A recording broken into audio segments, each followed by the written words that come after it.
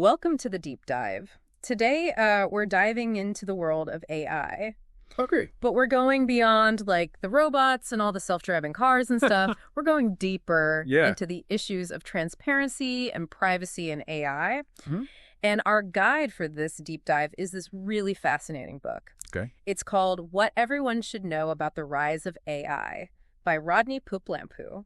Oh, yeah, I've heard of that one. Yeah, have you read it? I have. Yeah, so it's all about, It's really fascinating. yeah, It is. it's about how to make sure that the rise of AI is positive right. and that we don't end up in some dystopian sci-fi nightmare. Exactly. And you know what really struck me when I was reading it Yeah. was this comparison that he makes between AI development today Mm-hmm. and like the building of the old London Bridge Okay. back then. The original one. Yeah, the original one. Yeah. They didn't plan for the future at all. Uh-huh. And, it ended up being a disaster. Right. And we're kind of at that same crossroads with AI. Okay. The potential is huge. Yeah, it is massive. But without careful planning, Uh, especially around transparency, mm-hmm. we could be heading for trouble. Yeah, that's a really great point. And one of the things that the book really stresses Yeah. is that even data that seems neutral can contain hidden biases. Right. And so, like, choosing the data to train AI is super important. It is. It's like baking a cake. Right. If you start with bad ingredients, you're not going to get a tasty cake. Exactly. It doesn't matter how good of a baker you are. Doesn't matter how good of a baker you are. You need the right ingredients. It's true. And it's not even just about the data itself. It's Mhm. about how AI systems are making decisions based on that data. Yeah, and the book really stresses this point about AI transparency. Okay. It needs to be like a glass box. Uh. We have to be able to see the inner workings. Yeah. The data that's being used, Mhm. the logic behind the AI's decision. Right. And if we can't understand how it's reaching its conclusions, Yeah. how can we trust it to respect our privacy or make fair judgments? That's exactly it. So it's bigger than just like preventing robots from taking over. Right. It's about making sure that AI serves humanity, Exactly. in a way that aligns with our values. Yes, and avoiding those scary Big Brother scenarios. Yeah, exactly. Yeah. That nobody wants to end up in like 1984. Nobody wants to live in 1984. Yeah. And that brings us to another really interesting concept that the book explores, Okay.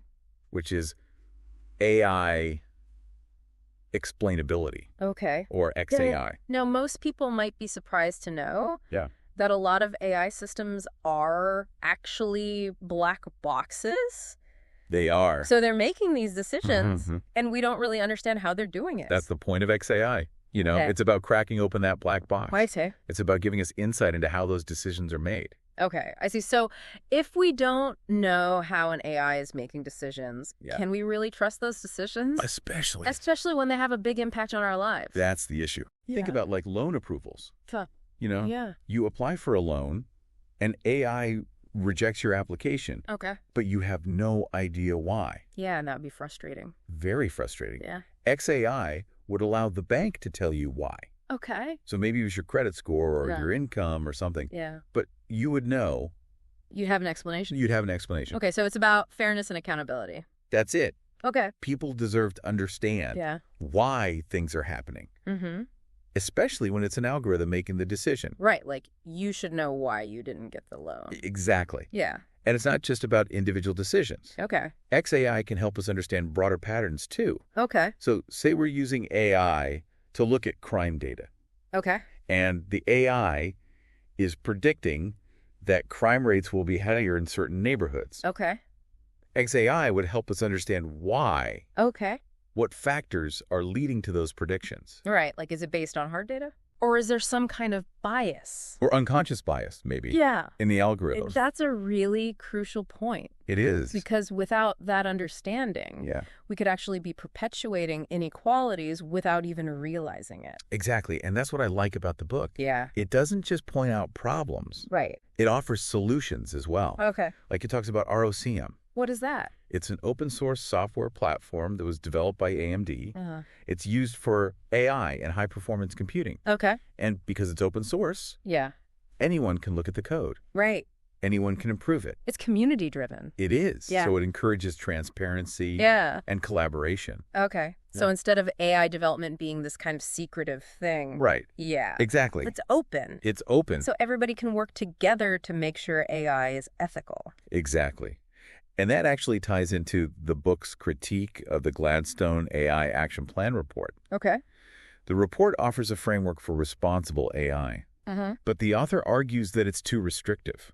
Oh, okay. Because if you stifle innovation and collaboration too much, Yeah. it could backfire. So it's about finding the right balance. Yeah, a balanced approach Yeah. that encourages transparency and collaboration Yeah. while still addressing those potential risks. So it's not about shutting down AI development. Yep. It's about being smart about it. Exactly. Yeah, making sure it's ethical. And that it benefits everyone. Yeah, not just a select few. That's right. Speaking of ethical development, Yeah. the book makes it very clear Mm-hmm. that ethics are absolutely central Yes. to building responsible AI They are. without a strong ethical framework. Yeah. AI could be used to manipulate people or cause harm. It could. And the book points to Google's 7 principles of AI ethics Yeah. as a good starting point. I think that's a good framework. Yeah, they're great principles. Yeah. But how do we actually make sure they're put into practice? Right. Yeah, you can have these lofty goals, Yeah. but how do you make them a reality? And that's where things get really interesting. Okay. Because the book dives into real-world examples of AI bias, Uh-huh. showing that this isn't just some abstract concept. Okay. It has consequences. Yeah. Did you know that there have been cases of wrongful arrests because of flaws in facial recognition technology? Yeah. Yes. Oh, wow. That's kind of terrifying. It is. Yeah. The book actually mentions a Wired article that talks about these cases. Uh-huh. And it just shows Yeah. how urgent it is Yeah. to have oversight and regulation in AI development. Yeah, it's not just Yeah. about preventing some hypothetical future problem. Right. It's about making sure that AI is used responsibly today. Right now. Yeah, it makes you think about, like, Yeah. what could happen. It's like giving somebody a powerful weapon Yeah, without any training exactly. or safety precautions. And the book doesn't stop there. It also explores how AI can be used to manipulate sentiment, facts, and even the media, Yes. which makes it really hard to tell what's true and what's not. Very hard. Yeah, and that raises some serious concerns about Yeah. how AI could be used to, like, shape public opinion Right. or erode trust Yeah. in institutions. In our institutions. Yeah, it's all starting to feel a little overwhelming. Like AI has this incredible power to do good, it does. but there's also this dark side Yeah. that could have serious consequences. You could. Yeah, if we're not careful. And that's why I think this book is so important. Yeah. Not just about understanding the technical side of AI. Mhm. It's about understanding the potential impact on society. Yeah, on our lives. On our lives. Yeah. And that's crucial. Okay, so we've established that AI transparency is super important. Yeah. But how do we actually make it happen Right. in practice? It's one thing to say that we need to be able to see inside these AI systems, Yeah, how do you do but how do you actually do that? Right.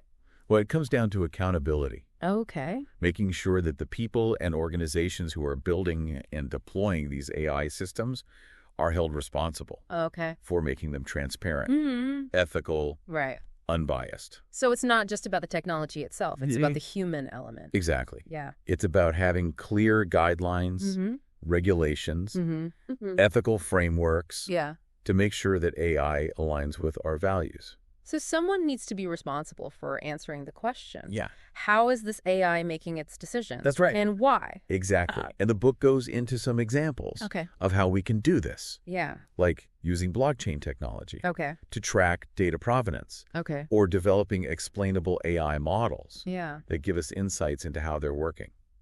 So it sounds like there are practical solutions. There are, Yeah. not just theoretical ideas. Yeah. Okay, good. Because we need solutions. You do. Yeah. And I think this is a good place to wrap up part 1 If it's good. of our deep dive into the world of AI. Okay. But we'll be back with part 2, Yeah. where we'll delve even deeper into some of the most captivating and potentially concerning aspects of AI, like deepfakes, and how AI is impacting artists and creators. Absolutely. So stay tuned for part 2. I can't wait. Yeah, it's going to be good. Yeah, it is. So see ya then. See ya there. We were talking about critical thinking in this world where we're just surrounded by AI content. Yeah, it's like a whole new set of skills. It is. Yeah, we have to learn. We need to be media literate. Yeah. And be able to spot misinformation. Especially with deepfakes. Yeah. Getting more sophisticated. Okay, but before we go down that rabbit hole of deepfakes, let's talk about some of the more positive applications of AI that the book talks about. Yeah, sure. One of the things that really caught my eye was this concept of AI-powered chat search ads. Those are fascinating. Yeah, so like you're searching for information online. Let's say you want to buy a new camera. And instead of just getting a list of links, an AI chatbot pops up. Yeah. And it starts a conversation with you. It asks you questions. Yeah, like what kind of photography you do. Yeah, what's your budget? What features you're looking for. Exactly, and then it tailors the recommendations. That's so cool. It is. It's like having a personal shopping assistant. Like a personal shopper. But one that actually, like, gets you. And knows what you want. Yeah. And it's not just for shopping. The book talks about how AI can personalize education, healthcare, financial advice. So we're talking about a future where AI could help us learn better. Yes. Receive more personalized medical care. Exactly. And even make smarter financial decisions. It's all about empowerment. Wow. Well, this is sounding a lot less like WALL-E. Right. And a lot more like a future I can get behind. Yeah, a future we can look forward to. Okay, but let's be real for a second. Okay. There are still challenges. Of course. And risks we need to consider. Yes. The book addresses those too. Okay. It doesn't shy away from those concerns. Yeah, we've talked about bias. Right. Privacy concerns. Yes. The potential for AI to take away jobs. It's a powerful tool. Yeah. And it can be used for good or for bad. So we need to be really thoughtful. We do. And intentional. Very intentional. Ethical. About how we develop and use AI. It's all about finding that balance. Okay, so it's about embracing the good. Yes. While also being aware of the bad. And mitigating the risks. Yeah. And I think that's where the book's final message really hits home. Okay. It's a reminder that even as AI gets more and more integrated into our lives, we can't forget about our own human capabilities. Right. We need to keep thinking for ourselves. We do. Yeah. It's ironic. It is kind of ironic. That we're talking about human connection. Right. In the context of AI. Because AI is often seen as this replacement. Exactly. For human interaction. But the point is, we can't let technology dehumanize us. Right, like we don't want to become these passive consumers of information. Exactly. Yeah, just letting AI make all our decisions for us. Losing our ability to think for ourselves. Exactly. We have to remember that AI is a product of human ingenuity.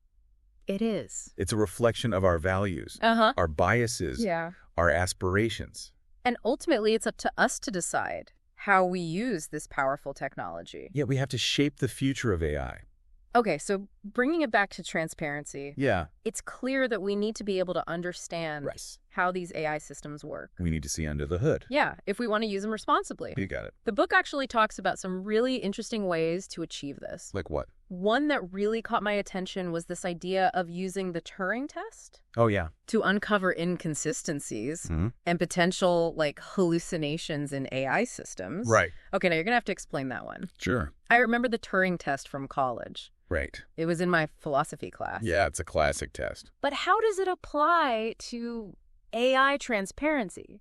So the traditional Turing test Yeah. is all about seeing if a machine can exhibit intelligent behavior. Right. Like, can you tell if you're talking to a machine or a human? Exactly. Like that scene in Blade Runner. Oh, yeah. With the Voight-Kampff test. Yeah, that's a great example. They're trying to figure out if someone's a replicant. Right.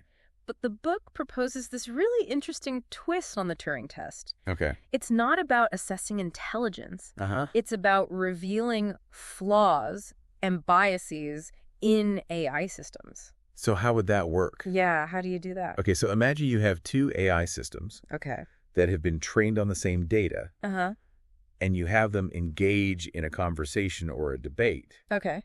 Now, if they were truly intelligent and consistent... Their response should be pretty similar. Exactly. Okay. This is where it gets really interesting, because this test could actually uncover instances where the AI is hallucinating. Hallucinating. Meaning it's making stuff up. Yeah, okay. Based on flawed or incomplete data. Wow. So it's like giving the AI a psychological evaluation? Kind of. To see if it's sane? It's about probing its mind. Yeah. Seeing how it processes information. Okay. and whether its outputs are actually reliable. I see. So by observing how these AIs interact, yes, we can learn more about how they work? And identify biases and ultimately build more trustworthy AI. Okay, so it's not just about AI being smart. No. It's about being transparent. Transparent. And accountable to us humans. Exactly, because we're the ones who created it. Yeah. And we're the ones who are ultimately responsible for it. Okay, that makes sense. And it's not just about AI talking to itself. Okay. The book talks about AI transparency Turing validation tests. What are those? These tests involve humans in the conversation. Oh, okay. To see if the AI can explain its reasoning in a way that's understandable to humans. Okay, so it's like, can the AI explain itself to a person? And can the person trust that explanation? Yeah. That's the key. That's really interesting. It is. Okay, so we've talked a lot about AI transparency and explainability. But how does all this actually impact that's a good question. People in their everyday lives? Like a crucial question. It's easy to get caught up in the theory and the philosophy. Abstract ideas. But we need to understand how this is playing out. In the real world. In the real world. Well, right now. Yeah. And the truth is, AI is already impacting our lives. Okay. In countless ways. Like how? Think about the algorithms that social media platforms use to personalize your newsfeed. Yeah. I mean, we all know about that. Yeah. But what does that have to do with AI transparency? Well, those algorithms are powered by AI. And without transparency, we don't know how they're working. Right. Like, are they showing me things they think I want to see? Yeah. Or things that will keep me engaged. Or things that will manipulate my opinion. Or maybe even things that benefit advertisers more than me? It's possible. That's a little creative. It is a little unsettling when you think about it. Yeah. And it gets even more complex when you consider things like... Like what? AI-powered hiring tools or loan approval systems. These are things that have a big impact on people's lives. Huge impact. Yeah. And they're often based on opaque algorithms. Right. So we don't even know why we got rejected for the job. Exactly. Or the loan. And that's the problem. Yeah, so AI transparency. Yeah. It's not just some theoretical debate. No, it has real consequences. Yeah, it impacts people's opportunities. Their livelihoods. Yeah. Even their access to essential services. Right, like healthcare or housing. It affects our access to information. Yeah. Our job prospects. Our financial well-being. So it's not just about robots and science fiction. No, it's about real people's lives. Okay, so we know it's important. We do. But how do we make it happen? How do we actually achieve AI transparency? In practice. That's the million-dollar question. Yeah. And the book offers some insights. Okay. It all comes down to accountability. Okay. Accountability again. Accountability is key. But what does that even mean when we're talking about AI? Right. It's not like you can hold an algorithm accountable. You can't put an algorithm in jail.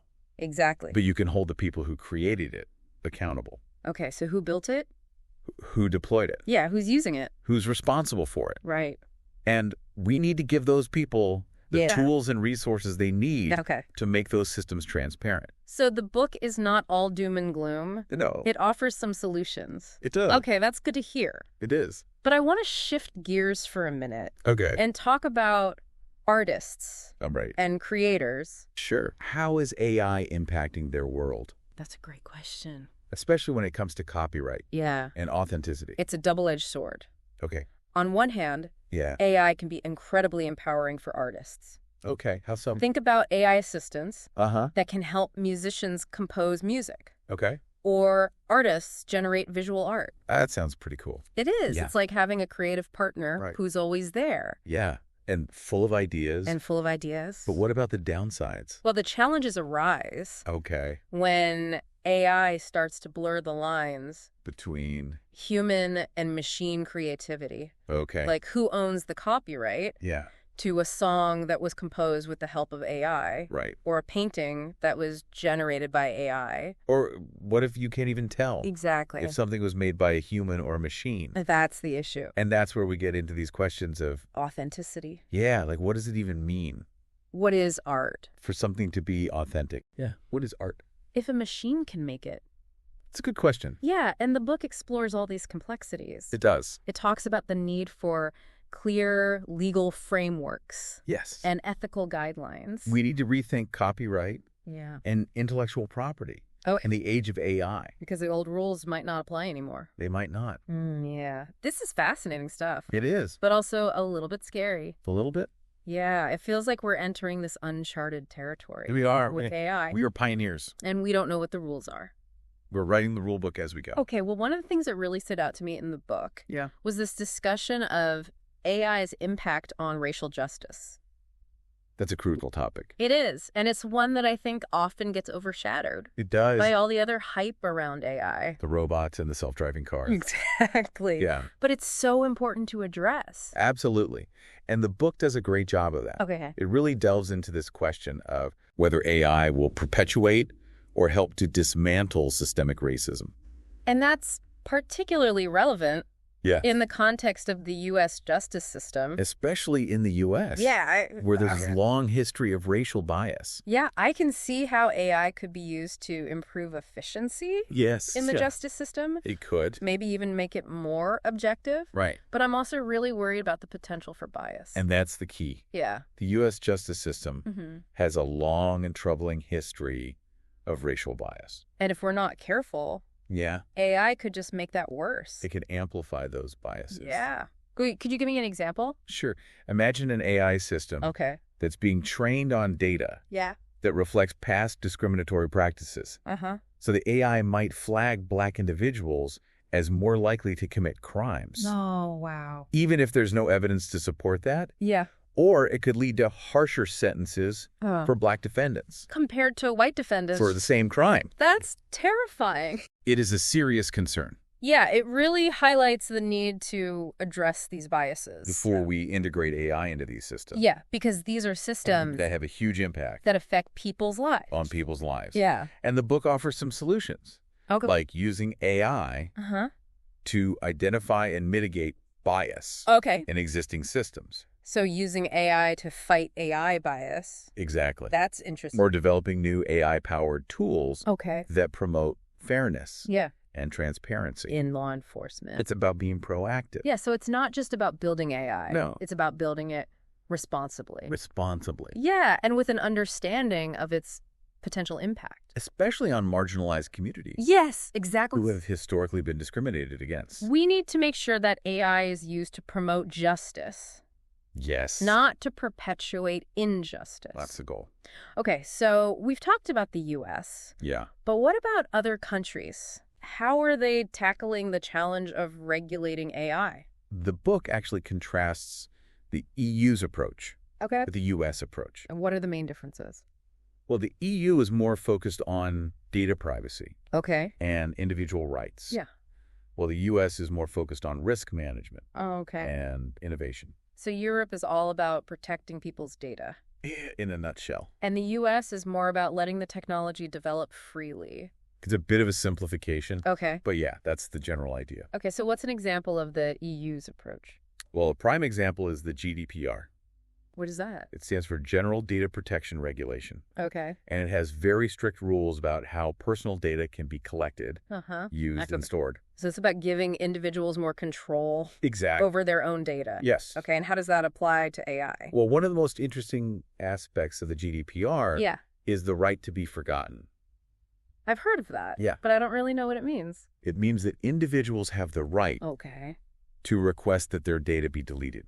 From a company's system? From a company's systems. Okay. But with AI, yeah, this raises some tricky questions. Okay, like? What happens if that data has already been used to train an AI model? Oh, right. Can you force an AI to forget something? That's a great question. It is a tough one. Yeah, it's like trying to unbake a cake. Exactly. You can't just take the ingredients back out. Once the cake is baked, yeah, the data is in there. Okay, so that highlights how AI challenges our existing legal framework. Our traditional privacy laws might not be enough. Okay, and what about the U.S.? The U.S. is taking a more flexible approach. Okay. They're focusing on risk management and innovation. So they're not as strict as the EU? No, they're more hands-off. Okay, and what are they doing specifically? Well, they have something called the NIST Artificial Intelligence Risk Management Framework. Okay. And what does that do? It basically provides guidelines for organizations to develop and deploy AI systems. In a trustworthy way. In a trustworthy and secure manner. Okay, so it's like a set of best practices. Yes, exactly. Okay, so it sounds like the EU and the US have very different philosophies. Very different. Yeah. When it comes to AI. So it'll be interesting to see. Which approach is more effective? Yeah. Which one works better in the long run? It's a question for the ages. That's a great question. And one that experts are still debating. Okay, so let's move on to another big question that the book raises. Okay.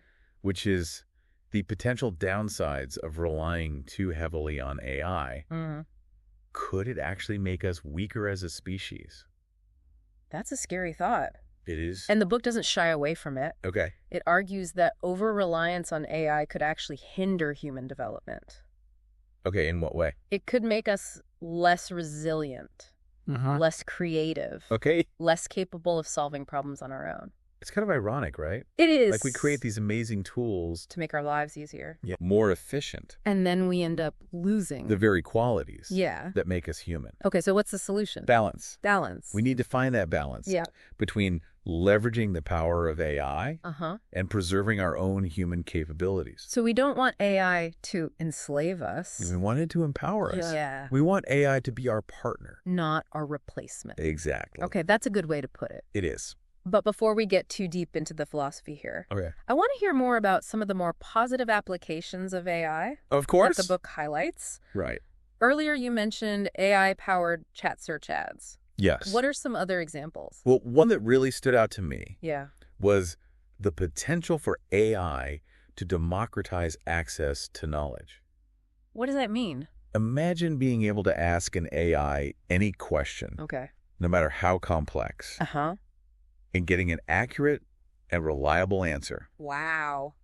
Backed up by credible sources. That would be amazing. It would be like having access to a world-class library and a team of experts. All at your fingertips. 24/7. That's incredible. And it's not just about getting answers. Okay. AI can also personalize education. Yeah. It can tailor learning experiences. To each individual student. To individual needs. Yeah. And learning styles. That's really cool. It is. It can analyze vast amounts of data to identify patterns and insights. That would be impossible for a human to see. That we might miss on our own. Okay, this is starting to sound a lot less like a dystopian nightmare. Right. Yeah. And a lot more like a future I can get excited about. Yeah, me too. It is exciting.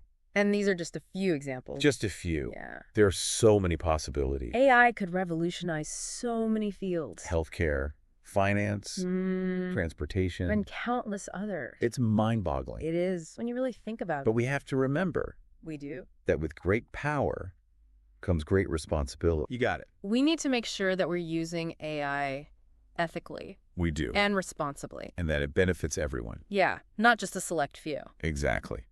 Well, this has been a fascinating conversation. It has. But I think we've covered a lot of ground in part 2. We have. And it's probably a good time to wrap things up. Okay. And move on to our final part. Sounds good. Where we'll delve into some specific examples of how AI is being used in the real world today. Okay. And discuss what the future might hold. I can't wait. Yeah, me too. Let's do it. Okay, so we're back for the final part of our AI deep dive. Back for more.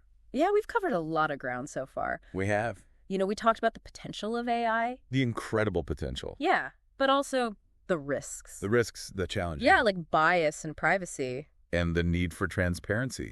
Right. So as we kind of wrap things up here. Yeah. What's the big takeaway? The overarching message. Yeah. What do you want listeners to walk away with from this deep dive? I think the author puts it best. Okay. When he says that we're not just passive bystanders in this technological revolution. Right. We have a responsibility to engage with AI. Okay. To understand its implications and to shape its development. So it's about taking control. It is about agency. Yeah, not letting AI control us. Exactly. We need to be proactive. I love that. Not reactive. Yeah, it's about reclaiming our power. Our agency. But it can feel overwhelming. It can. Like, where do we even start? The book has some good advice. Okay. It encourages us to develop critical thinking skills. Okay. To be discerning consumers of information. So, like, don't believe everything you see online. Exactly. Question your sources. Yeah, and stay informed. Stay curious about AI. So it's not about becoming a tech expert. No. It's about being an informed citizen. Exactly. Okay, but beyond individual awareness. Right. what kind of systemic changes are needed? The book argues for a multi-pronged approach. Okay.